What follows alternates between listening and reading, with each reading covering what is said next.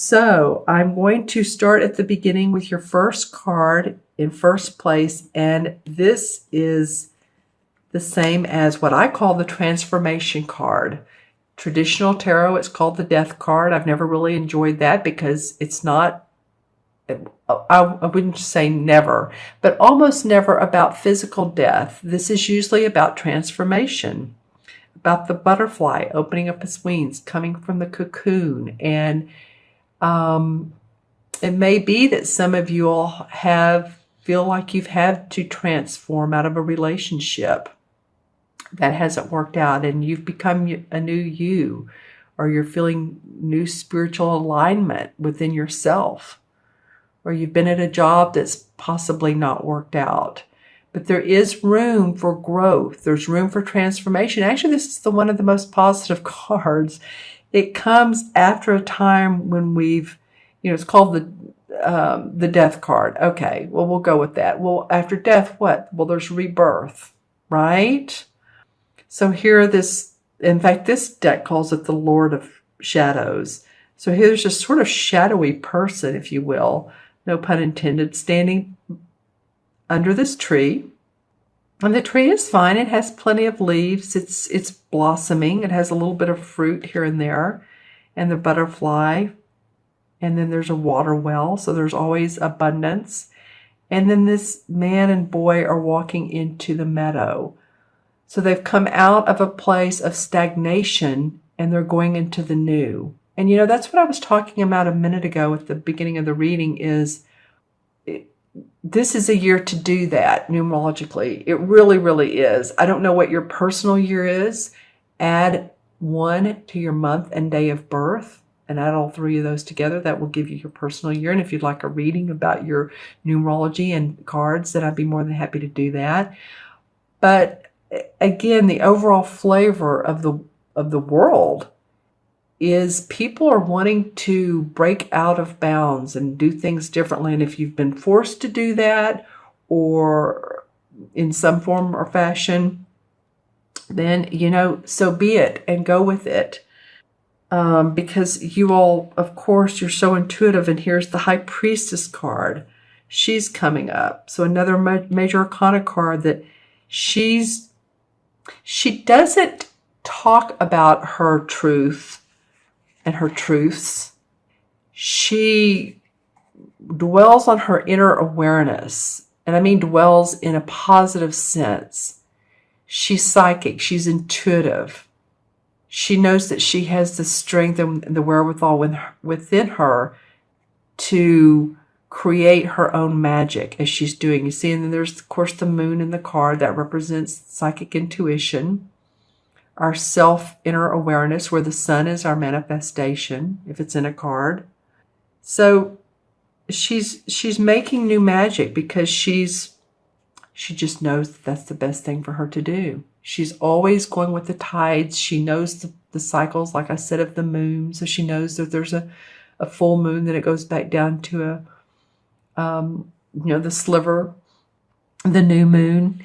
And she gets that life is not always peachy and roses, that sometimes we need to recreate. There can also be hidden truths that come out when she's around, because she does represent the mystical side of life. So it could be that too, if some hidden truths come out in your relationship, in your job. And speaking of, the card in the middle is the Two of Swords. So these two are negotiating, maybe a new contract. They're trying to work things out. And between the two, and on the other side are these 2 major arcanas, actually all surrounded except for this card. So you may be negotiating new contracts. You may be in negotiations of business. Maybe at the place of employment where you are, you may need to take a lesser salary for what you're doing, or maybe a different position. But some of you are needing to negotiate. But again, use your inner strength and confidence while doing so. Below you have the what's the same as the Emperor card. In this deck, it's called the Horned God, but this would be the Emperor below the Two of Swords.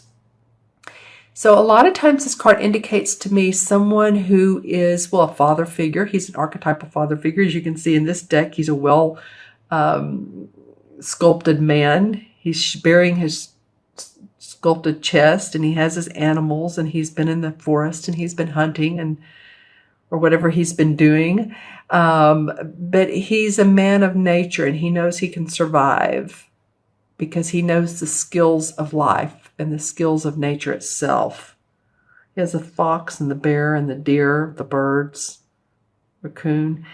So this archetypal father, and this could be in the human world, or this could be, oftentimes this is a spirit that's passed over, that, you know, maybe a father figure, someone who's on the spirit side, an archangel who could be helping you with this transformation. Boy, that's hard for me to say. I was felt like I was in slow-mo when I said that, Scorpio. That was interesting.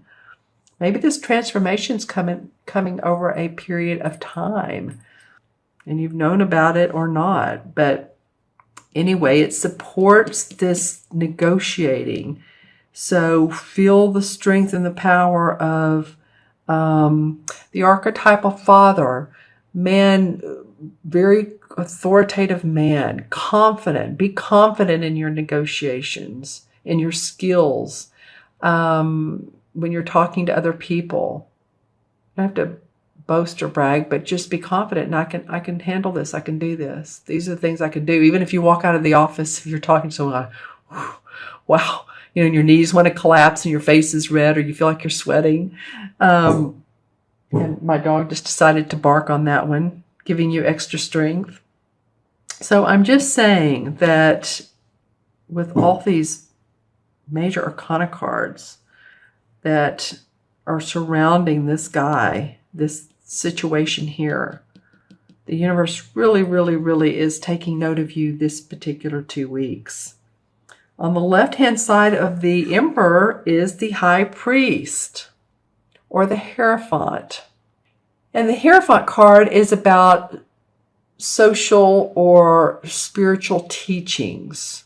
It could be a structure of spiritual teachings, but it might be too that you're studying mythology, or you're studying the mystics of the past, or you're channeling. I mean, I don't know. This could go in a variety of ways. You guys might be studying people who are deep into, trance meditation.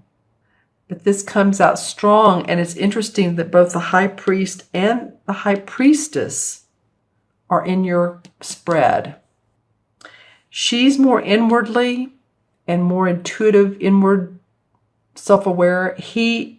Again, I was saying the moon is inward, the sun is outward. So he's manifesting. So it might be learning with other people, reading and listening to people online, on YouTube, spirituality. It's what's outside of you. A mentor, someone you really appreciate and respect, that maybe you don't know, who's famous or not. But I'm just saying this is normally the pursuit of scholarly or spiritual teachings.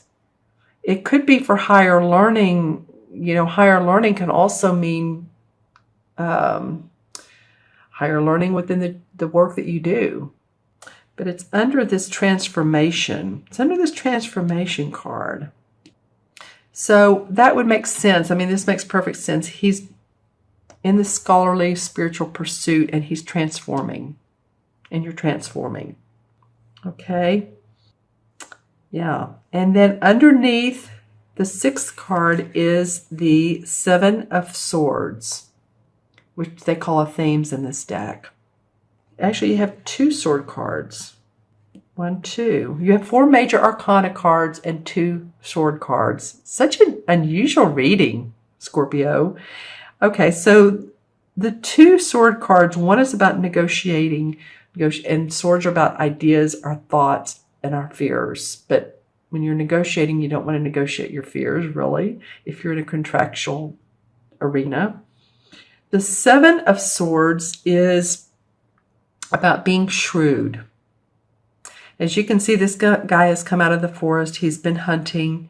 He has his hunt, all of his, whatever you call it there. I don't hunt, so I'm not sure. But his 7 swords are on the back of his satchel here. And then he's walking home to his spouse. But he's turning around and he's looking back in that forest like, I got out of there. And, you know, it's like a minute ago when I was talking about walking out of an office after you've negotiated a deal. You know, it's that same feeling. He's looking back thinking, that took some planning. That took some tactical or shrewd planning, but I did it. So this being the last card of this particular spread, I feel like this is something that you all are going to gain throughout this next couple of weeks or so. Could be into March again. You know, again, the swords are about our thoughts, our fear, our inner thinking. You have a lot of inner this month because of the major arcana and the 2 thought cards. It's not so much about doing at the end of this month. I mean, you may have to, but it's not focusing on that as much as it is conceptualizing, feeling the support, the spiritual and psychic stuff, and the transformation. Okay, interesting. Let's pull some clarification cards out of the Hanson Roberts deck. That's what the top wants to come out. The 3 of Swords. Well, another sword card. Okay, a sword card. Well, the 3 of Swords is moving past a negative experience. And the experience could be a love relationship. It is a heart. And it could be about a job or a personal relationship. But with this 3 of Swords comes new beginnings. So it's not all bad. It's new starts, and it could be about this transformation here, helping you to transform. 3 of Pentacles. Your first Pentacle card. Good. Okay, so 3 of Pentacles is about learning new skills. It's apprenticeship, going back to school, learning, you know, she's talking about this High Priest. So that could be part of it, is, again, learning new talents and abilities that you need to keep going with your work or your job, or to get a new job. The Star card. Wow, you guys. Another major arcana. Wow, okay. So the Star is the star. She's seeing the stars in the sky. She's handling the water. So she's between worlds. She's paying attention to the spiritual world, and she's feeling the human world. So she knows how to incorporate both. She feels like she has come a long way. Her wisdom is rising. Her star power is rising. The planets are aligning for her and for you guys too. This is not just for, you know, all these cards are gender or are not gender specific. So the feeling of alignment within yourself.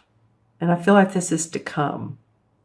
Again, we have another bird. Lots of birds in these cards. All right. So I'm going to leave it at that, Scorpio, because this is definitely a unique reading. So just, you know, pay attention to the special messages. You may want to watch this video at the end of the month as well. And the major arcana cards, again, are standing out to you. Transformation, psychic inner awareness, spiritual pursuits, or higher learning. And this could be a spirit, someone in the spirit archangel. If you look for signs and synchronicities of spirits around you, you know, sometimes they do. They like to, you know, you look at the clock, of course, it's 11:11 or 333 or 444.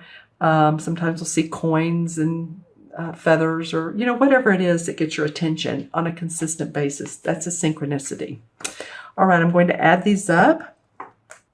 And we have 13 and 2 is 15, 17, And 5 is what, 22, and 4 is 26, and 7 is 33. Is that right? I'll do that again. I have 33. Well, that would be a master number, but let me go backwards here. 7 and 4 is 11, and 5 is 16, 17, 18, 19, 20, and 13 is 33. Okay, so 3 and 3 is a master number. I don't deduce that. I will to match the major arcana, but not in numerology. 33 is heart of God number. Wow, here we go with, this is a little bit deeper reading than, and you guys are one of my last but not least ones. So, being positive though, being happy, being loving. 3 is cheery. 3 is cheerfulness. Don't be hard on yourself. Be happy, be open, be playful. Open feels like the word, and positive. Okay, because I do feel like that there's so much that the universe is wanting to say to you.